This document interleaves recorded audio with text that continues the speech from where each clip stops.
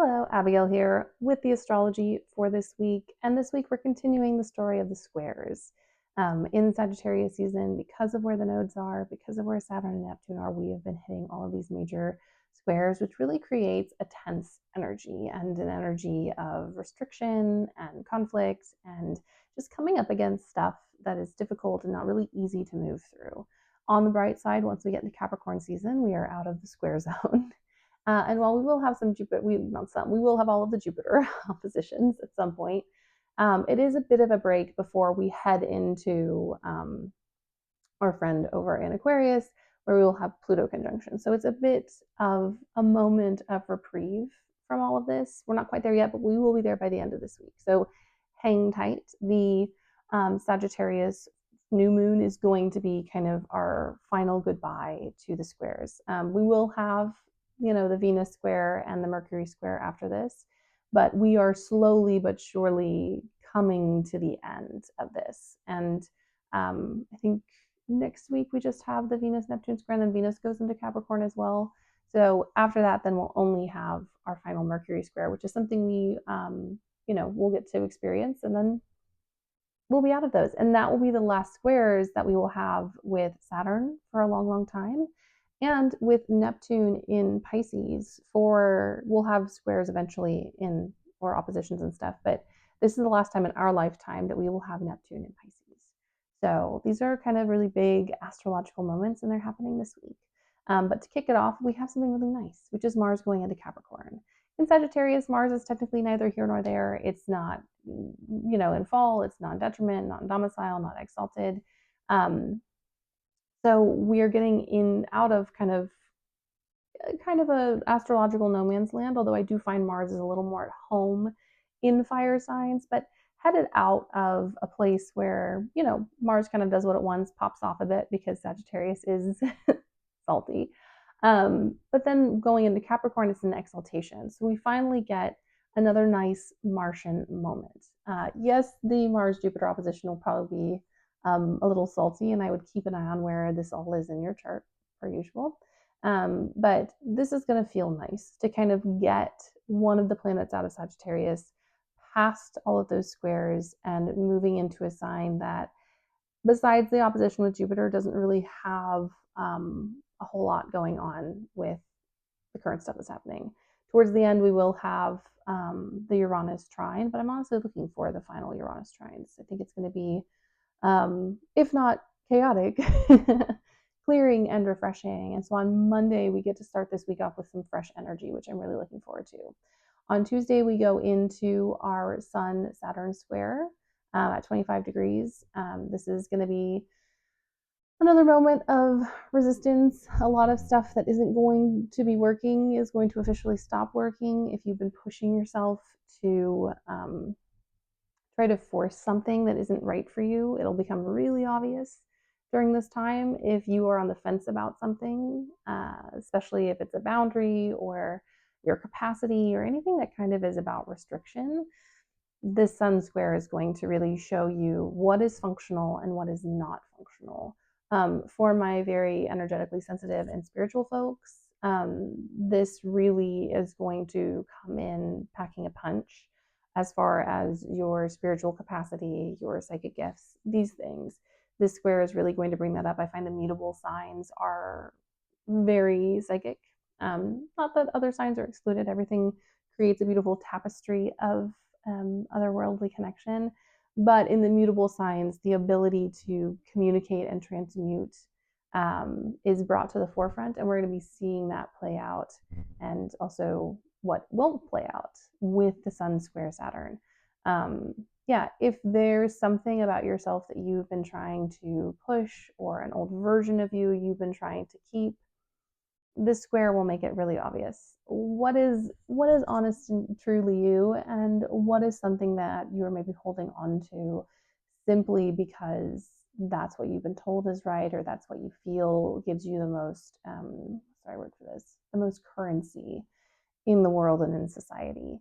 And like I said at the beginning, almost 2 years ago now, of the Saturn Pisces cycle, is we're not really going to know what's going on till the end. And so these squares are really kind of highlighting and showing us what's been going on over the past 2.5 years. What did you start 2.5 years ago or continue into 2.5 years ago? And where are you now? And what parts of that are functional to carry into your future and what parts need to be released and let go, especially as we hit this kind of energetic barrier between 2025 and 2026. The Gregorian calendar is not my favorite personally. It doesn't really work well with natural things, but it is a created energetic wall. And so whatever you can shed during these squares before 2026, I really encourage you to do so, even if it's hard. But it is hard because it's a square and it's involving Saturn. So that's the first section of the week. Then we kind of we don't have any major aspects happening till Saturday, but there is this massive buildup to the new moon in Sagittarius on Saturday.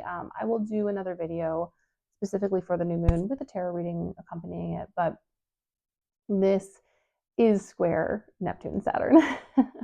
And so that energy, which would still have been pulled through towards the end of this week, is amplified by the fact that it's going to be set off by this new moon in Sagittarius. And if you think back to that full moon in Gemini, like 2 weeks ago at this point, and at this point, one week ago, because of where we are, what have you learned? What has changed? What has shifted? What do you need more in this time? I know a lot of my clients specifically have really had a lot of shifts and changes in a really short time between the squaring of the nodes and then moving into, this section of the final astrology of this year. So what has really transformed in the last 2 weeks that has been transforming over the entirety of 2025, and with the shifting of the nodes and all of those things that have been happening, what has been going on with your eclipse cycle? And while this isn't necessarily in orb of those nodes, it is still a continuing story because the nodes had their moment with Saturn and Neptune, a bit ago, and energy doesn't just disperse. So this is kind of a culmination of a version of the eclipse story. The eclipse story is going to continue. We will still have the nodes during the eclipses in Pisces and Aquarius season. And then we'll have the node shift in July, and then we'll have the final eclipses at the end of this year in Pisces and Virgo. But what does it feel like you are closing up with these squares? What difficult lessons have you learned? What people have you released? What stories are over? And not to be overly optimistic, but every ending is a form of beginning, and every beginning is a form of ending. So, see what's closing and what's opening. Another thing about this moon is we do have a conjunction with Venus, which I think is going to be nice. It is still all of this going to be in that kind of squared situation, so it is still tense. Venus is another one of those planets like Mars that's in Sagittarius. It's really neither here nor there. I do like a Venus in Sagittarius. They're very spicy. They're very they love to explore. They're open-minded. If you find a Venus in Sagittarius who's not, go check what other planets it's aspecting and what the ruler of Sagittarius, not the ruler, but where the ruler of Sagittarius is, so where Jupiter is in that chart. But yeah, so the astrology of that day is not just the new moon, but it's also the exaction of that square with Neptune and the Sun. It is the square with Venus and Saturn. It is Mercury square the nodes, which is where the moon was during that full moon in Gemini. So there is this really beautiful, intricate, probably quite overwhelming story, especially if you have any planets that are directly aspecting this. So check your chart. Is this moon on something in your chart? Is it square? Is it trine? Is there an opposition? How is this moment setting off your personal astrology and the astrology of the people around you? I do love a Sagittarius new moon. It is an inspirational kind of firebrand point as we head into the winter season, especially this year when the very next day, on the 21st, the sun goes into Capricorn and we are officially experiencing summer solstice, not summer solstice, Jesus, the winter solstice.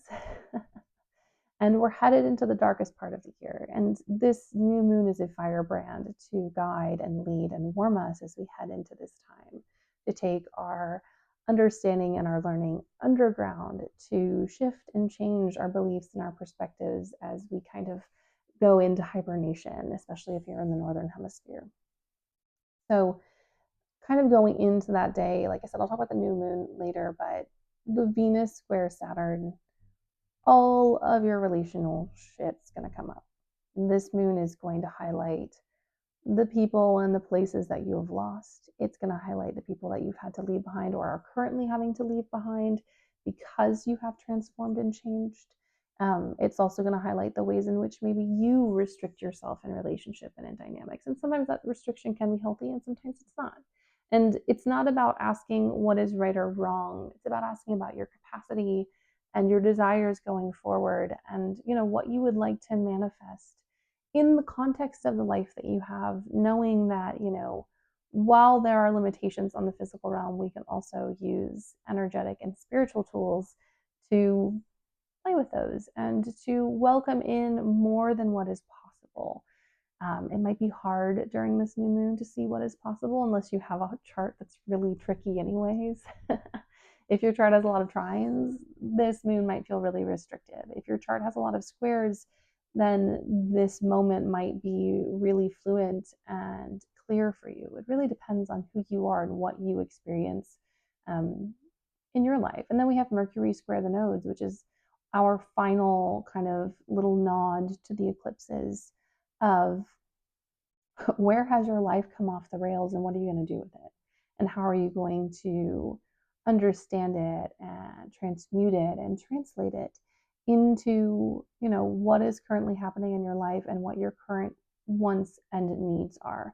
A lot of the final astrology of 2025 is taking all of the stuff that's happened throughout this year, all of the crazy things, and kind of coming to a point where you go, hopefully we've gotten to a point of acceptance. You don't have to say that you've liked everything, but just being like, hey, this shit happened. And then deciding what you were going to do with the shit that you have or the stuff that has happened moving forward and how you want to translate that into your own life and who, specifically with the Venus square, who you feel can come with you on this ride. And if you have people, I don't want to say getting in the way because I don't think people are disposable, but if you have people who are just no longer capable of joining you on this journey, this is the time to recognize it. And there's no need to put those people down or say that they don't have enough vision. Maybe they don't. It's more about you recognizing that if in this moment you are having to go it alone because people in your life are currently not ready, you will find the people that are, as long as you move forward. I don't believe in existing in isolation. I don't believe that's how humans are built to live. There's a couple of humans hither and yon who do quite well alone, but most of us run in herds, and even those who live alone still rely on the pack of us to create a society. So the question here, I think, for this week and for this moment is what are we going to do moving forward? Mercury by the end of this week is out of the degrees that it retrograded through. We're in new territory. We're moving forward into 2026 very quickly. And what does that mean for you? And what do you want it to mean for you? The bright side of having Saturn, even though it's hard in all of these squares, is we get to have, in the context of what we're experiencing, we do get to have a say in what is going on. We get to have a say in how the story is told. Other people may interpret it differently, but you get to tell the story that you want to tell. And so I encourage you in this moment, in this week, to take ownership of your story, of the astrology, of the tales that are coming out of this part of your life, and decide how you want to take them and move them moving forward. Then we move into Sunday, and the sun goes into Capricorn, blessed winter solstice.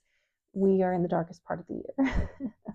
And the part that is very hard for a lot of us because darkness is not conducive to vitamin D and serotonin and, our existence as a whole. But how can we take this time of regrowth and rebirth and shutting down in order to re-energize ourselves. How can we take it and enjoy it? How can we create warmth and coziness in a time where, the sun is gone? And historically, the reason people feared the winter and created a lot of ritual around it was because food was scarce, resources were scarce. If you had not planned ahead, and even if you had, things could go wrong. And so there is that primal energy of, oh no, we are going into a time of being under resourced. Thankfully, we're in a time, for many of us, not all of us, when we do have the resources that we need, or at least to survive the winter.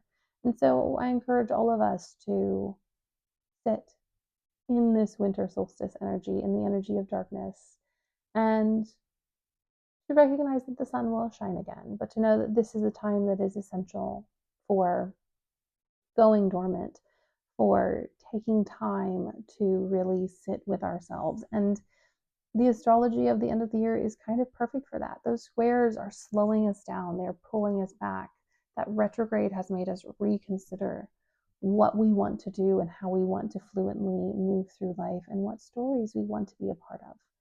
And so this week, I encourage you to celebrate the winter solstice on Sunday, and to sit with everything that has happened as far as your capacity allows, and really digest and appreciate and understand what you have been through and where you would like to go. And if you can at this point, I encourage you to get really clear, maybe not on the physical picture of the thing that you want, but to get really clear on the emotional desires that you have. How do you want to feel when you get the stuff that you have been manifesting? How do you want to feel when the things that you have desired arrive? I think a lot of times we spend so much time manifesting the physical thing that we need, the food, the money, the abundance, that we forget to get specific about the emotions, which are really the thing that we're searching for. The things are nice, but they're nothing if they don't have the fulfillment and the joy and the ease that we are seeking. So be really specific on this winter solstice about what you want to feel. I want to feel ease. I want to feel warmth and friendship from my community. I want to feel a part of something. I want to feel fulfilled and safe. All the things that I think a lot of us, especially in these times, are seeking, to really get clear on your feelings. That's really what these squares have been teaching me and a lot of my clients. The mutable signs coming in with the everlasting emotions and energies. Anyways, keep an eye out for that new moon in Sagittarius post. Get honest with yourself this week, and enjoy what you can of the energy, because it is difficult but transformative. And I think if we focus too much on what we cannot do, we will miss out on the joy of what we can. And I don't always preach optimism. Life is hard. You should be able to say that it is hard and be honest with yourself. But also, what agency do you have this week to change the things? And maybe that agency isn't something you can do now, but it is something you can shift over time. And that is the lesson of Saturn. Anyways, my loves, I hope this video was helpful. Please like and subscribe. You can pop any questions or comments below and I will answer them as best I can. And I wish you a blessed winter solstice.